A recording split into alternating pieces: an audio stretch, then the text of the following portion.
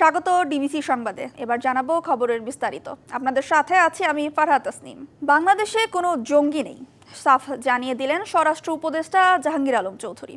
তিনি বলেন, মালয়েশিয়ায় জঙ্গি সন্দেহে আটক বাংলাদেশিরা জঙ্গি নয়। হযরত শাহজালাল আন্তর্জাতিক বিমানবন্দরের রপ্তানি কার্গো ভিলেজ পরিদর্শন করে সাংবাদিকদের একথা জানান তিনি। মালয়েশিয়া থেকে দেশে পাঠানো ৩ জনের ভিসার মেয়াদ উত্তীর্ণ হয়েছে বলেও জানান উপদেষ্টা।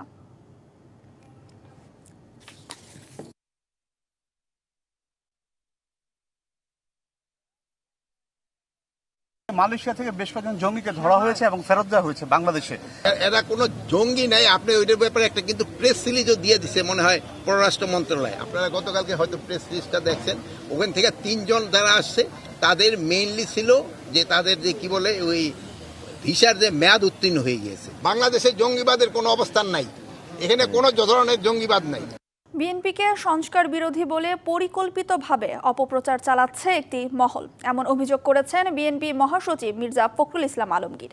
সংস্কারের নামে নতুন নতুন প্রস্তাব এনে সময় নষ্ট করা হচ্ছে বলেও জানান তিনি।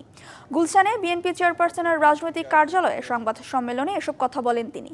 নির্বাচনকে যারা বিলম্বিত করতে চায় তারা গণতন্ত্রের পক্ষের শক্তি নয়, জুলাই আন্দোলনকেও ধারণ করেন না মন্তব্য করেন মির্জা ফখরুল। গণতন্ত্র নিয়ে গেছে হাসিনা, ফ্যাসিস্ট সরকার, আমরা সেই জায়গায় ফিরে যেতে।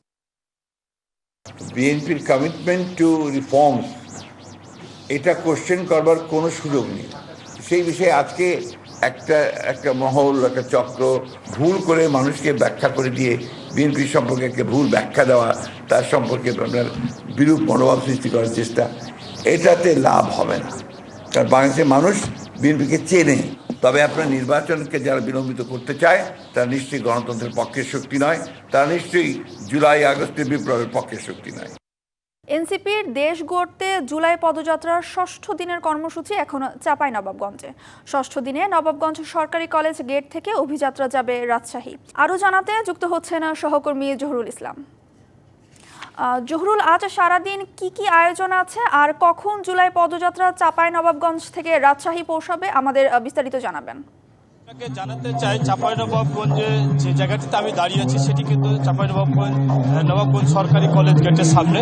আমার পিছনে যে মঞ্চটি দেখতে পাচ্ছেন সেটি কিন্তু এনসিপির নেতাকর্মীরা এই মঞ্চে কিন্তু দাঁড়িয়ে বক্তব্য দিবেন এবং যে মঞ্চে এখন যে গান চলছেন এটা কিন্তু সাংস্কৃতিক অনুষ্ঠান চলছেন এবং এখানকার যারা জুলাই এবং 5 আগস্টে যারা আহত হয়েছে তাদের স্মরণায় কিন্তু তারা এই গানগুলো উৎসর্গ করছেন। আমরা আপনাকে জানাতে চাই যে চাঁপাইনবাবগঞ্জের যে পদযাত্রাটি শুরু হবে সেটা কিন্তু শান্তিমোড় এলাকা থেকে এবং সেটা শেষ হবেন কিন্তু মোটামুটি আবার এই সরকারি কলেজের গেটে এসে শেষ হবেন এবং এইখানে কিন্তু কেন্দ্রীয় নেতারা যারা আছেন তারা কিন্তু আপনার এখানে বক্তব্য দিবেন এবং সে সাথে তারা নেতাকর্মীদের সাথে কৌশল বিনিময় করবেন আমাদেরকে জানিয়েছেন। আরেকটি বিষয় আপনাকে জানিয়ে রাখি যে এখন পর্যন্ত নওগাঁ থেকে এই নেতাকর্মীরা কিন্তু এই চাঁপাইনবাবগঞ্জে এসে পৌঁছায়নি এবং আমরা নেতাকর্মীদের সাথে কথা বলে জেনেছি স্থানীয়দের সাথে যে তারা বলছেন রাস্তায় আছেন, কিছুক্ষণের মধ্যে কিন্তু এই সরকারি কলেজের গেটে এসে তারা অবস্থান করবেন এবং সে সাথে শান্তি মোড়ে যাবেন এবং তাদের নেতাকর্মী সহ এবং যারা শহীদ হয়েছেন তাদের পরিবারের সাথে তারা কিন্তু দেখা করবেন এবং তাদের সাথে চা চক্র করবেন বলে আমাদেরকে জানিয়েছেন এবং এটি শেষ করে কিন্তু তারা রাজশাহীর উদ্দেশ্যে কিন্তু তারা রওনা হবেন বলে আমাদেরকে জানিয়েছেন। আর যেখানে আমি দাঁড়িয়েছি সেটি কিন্তু নবাবগঞ্জ সরকারি কলেজ গেটের সামনে। এখানে বিভিন্ন উপজেলা থেকে কিন্তু যারা জুলাই এবং 5 আগস্টে আন্দোলন করেছেন তারা কিন্তু অবস্থান করছেন। এই সব সর্বশেষ ছিল তথ্য আমার কাছে। জহুরুল, ধন্যবাদ। দিয়েগো জোতা ও তার ভাইয়ের শেষকৃত্য অনুষ্ঠান তাদের পর্তুগিজ শহর গোন্দমারে অনুষ্ঠিত হয়েছে, যেখানে উপস্থিত ছিলেন জোতার সাবেক ও বর্তমান সতীর্থ ও কোচরা। গেল বৃহস্পতিবার স্পেনে এক সড়ক দুর্ঘটনায় মারা যান জোতা। মাত্র 28 বছর বয়সে জোতার এমন আকস্মিক মৃত্যুতে ফুটবল বিশ্বসহ পুরো ক্রীড়াঙ্গনকে শোকাহত করে তোলে। গির্জার ঘণ্টাধ্বনির মধ্যে কাঁধে করে কফিন, আর তাতেই যেন শোকের ছায়া নেমে আসে পুরো শহর জুড়ে। এর মাঝেই কফিন বহন করা হয় দিয়াগো জোতার, আর সিলভার স্মরণে একটি পোস্টার এই অন্তিম যাত্রার অগ্রভাগে ছিল। শনিবার এভাবেই পালন করা হয় দিয়াগো জোতার শেষকৃত্য, সঙ্গে তার ভাইয়ের। তাদের পর্তুগিজ শহর গোন্দমারে অনুষ্ঠিত হয় এই শেষকৃত্য, যেখানে উপস্থিত ছিলেন তাদের সাবেক ও বর্তমান সতীর্থ ও কোচেরা। বৃহস্পতিবার স্পেনে এক সড়ক দুর্ঘটনায় মারা যান এই তরুণ দুই ফুটবলার। ধারণা করা হচ্ছে তারা ব্রিটেনে যাওয়ার জন্য ফেরিতে উঠতে যাচ্ছিলেন। পথে তাদের গাড়ির নিয়ন্ত্রণ হারিয়ে সড়ক থেকে ছিটকে পড়ে আর আগুন ধরে যায়। মাত্র 28 বছর বয়সে জোতার এমন আকস্মিক মৃত্যুতে ফুটবল বিশ্বসহ পুরো ক্রীড়াঙ্গনে শোকাহত করে তোলে। ক্রীড়াঙ্গনের লাখো মানুষ শোকবার্তা জানান। জোতার সাথে তার মারা যাওয়া মৃত ভাইয়ের বয়স ছিল মাত্র 25 বছর। আন্দ্রে সিলভাও একজন পেশাদার ফুটবলার ছিলেন, যিনি পর্তুগালের দ্বিতীয় বিভাগের ক্লাব পেনাফিয়ালের হয়ে খেলতেন।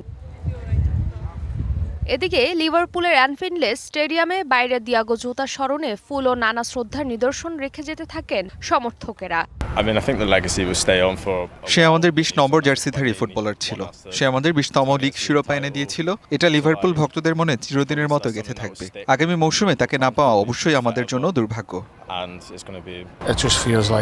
মনে হচ্ছে আমার আপনজন মারা গেছেন, যেন সে আমার পরিবারের কেউ, আমার রক্ত। সে সবসময় আমাদের সঙ্গে থাকবে। আর কিছু বলার নেই, শুধু প্রার্থনা করি সে এবং তার ভাই যেন শান্তিতে থাকে। আর ক্লাব তার পরিবারের জন্য যেটা করছে সেটা অনেক। 2022 সালে লিভারপুলের 5 বছরের চুক্তি নবায়ন করেছিলেন জোতা। তার বর্তমান চুক্তির মেয়াদ ফুরোতে আরও 2 বছর বাকি আছে। চুক্তির মেয়াদের বাকি সময়ের পারিশ্রমিকের অর্থ তার পরিবারকে দেবে বলে জানিয়েছেন লিভারপুল কর্তৃপক্ষ। ফারজানা জাহান প্রিয়া, ডিবিসি নিউজ।